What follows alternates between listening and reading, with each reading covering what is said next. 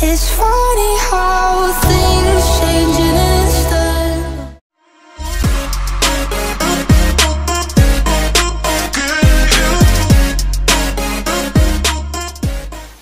Doesn't take much thinking, but everyone can feel the air.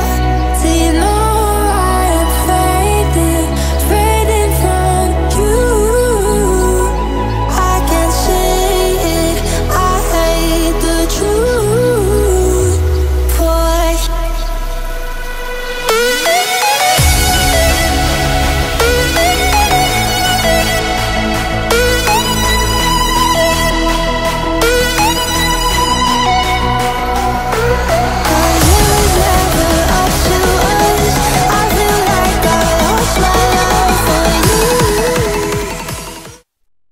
In today's video, gagawin natin ngayon ay ang portrait ng fur baby. Natawag nating mabalahibong aso na alagang-alaga ng mga may-ari. So, kailangan kopyahin talaga yung itsura niya. At paano ba mag-paint ng fur o balahibo ng isang aso o hayop? Una, ang color nito ay brown. So, ang gagamitin nating paint is burnt sienna. Meron tayong palette. Kuha tayo ng burnt sienna. Yan, ang burnt sienna.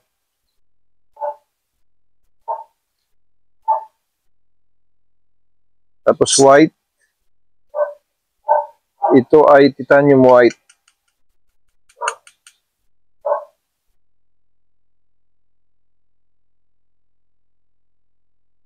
At burnt umber. Kasi nasa brown siya. So, lighter and darker. Burnt umber.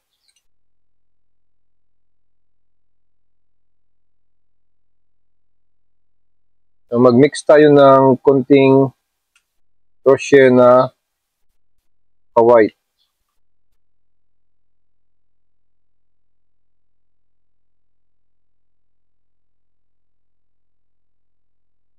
Make it lighter.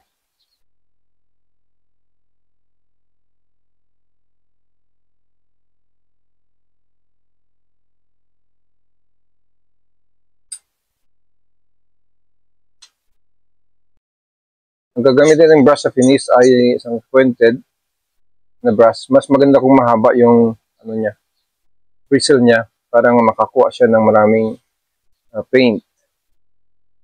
Tayo natin konti. Punasan, hindi masyadong maraming tubig.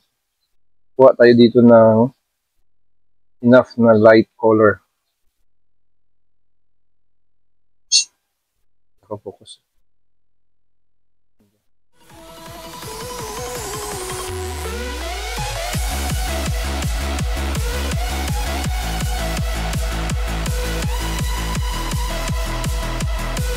So bago ka mag-light, tapusin mo muna yung dark areas niya.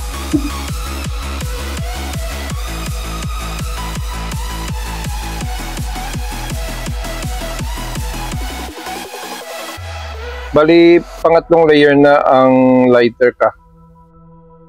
Una muna yung dark layer. Baka na mag-light. Kailangan sundin mo yung feather pattern na or hair pattern ng aso. Kung saan naka-direksyon yung flow ng balahibo niya, yun ang sundin mo dapat.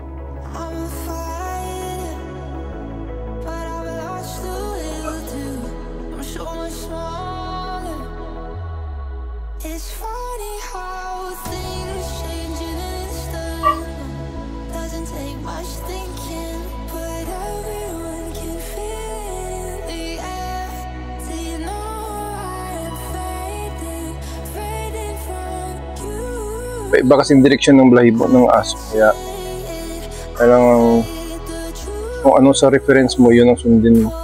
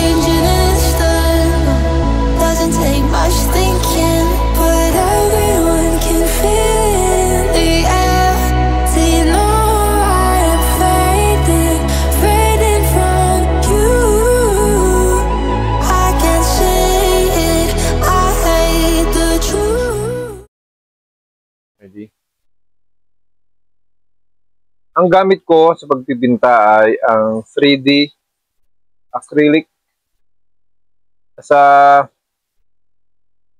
100 ml. Makikita nyo ito sa link na ibibigay ko sa ilalim ng video. Ito ang ginagamit kong acrylic paste sa pagpipinta. At ang brush ko naman ay ito. Artist brush siya, 6 na set. Ito ang brush na ginagamit ko sa ngayon. 2 set. At saka yung palette ko, my palette is an acrylic palette na madali siyang mahugasan. Makuha yung mga tuyong acrylic paints dito. So, mabibili rin ito sa link ko. At pag sa mga sharp linings, mayroon din akong ginagamit na acrylic markers. Lahat na ito ay kakailanganin nyo sa pagpipinda ng mga canvas. So, ano pa yung hintay nyo? Hintay nyo.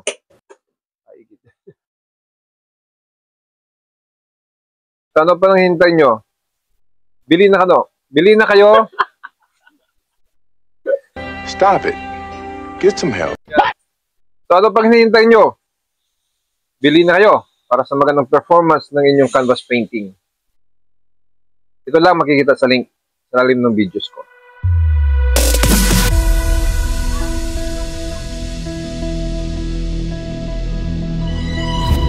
Is it only me? Do you feel I'm sinking? Trying desperately. Something changed here. You don't see it, but I can feel it everywhere.